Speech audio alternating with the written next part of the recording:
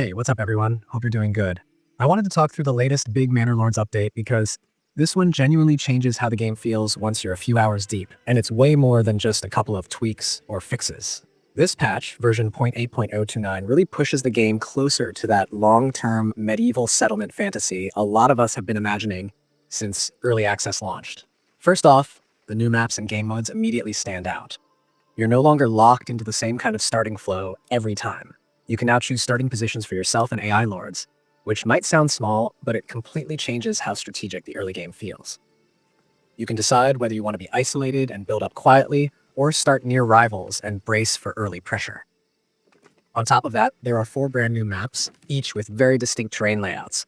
Some are tight and rugged, others are split by natural barriers like lakes or cliffs, and these features don't just look nice, they actively affect trade routes, expansion speed, and military movement.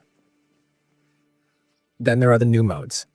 Duel mode is basically a straight one-on-one against an AI lord, and it's great if you want a focused, competitive experience without juggling multiple rivals. Fractured Realm, on the other hand, throws 4 lords into a free-for-all, and this is where things can get chaotic in the best way. Alliances feel fragile, borders shift often, and it really tests how well you can manage economy and military at the same time. Castle building has also taken a massive step forward. Walls and fortifications feel more physical and more readable now. Units can climb ladders properly during sieges. Wall placement is more flexible, and you can actually see a clearer hover preview of your fortifications before committing.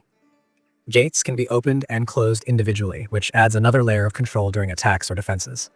Castle modules can now be upgraded to level 2, and walls can support platforms, making defensive layouts feel far more intentional instead of just decorative.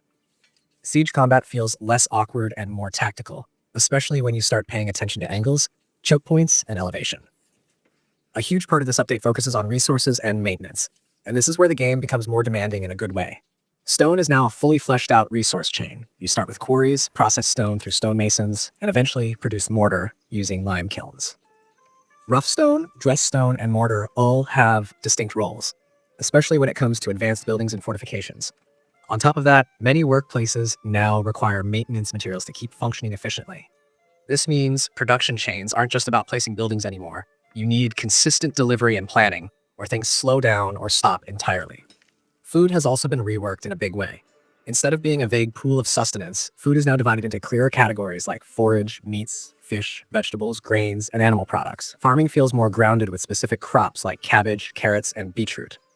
Orchards produce different fruits like apples, pears, and quinces.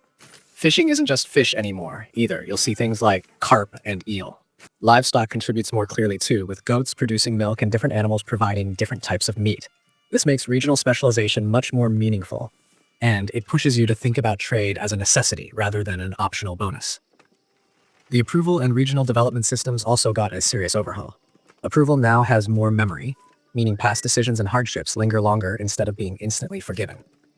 Regional development perks have been redesigned, and the development tree has been adjusted to better reflect long-term planning rather than quick power spikes.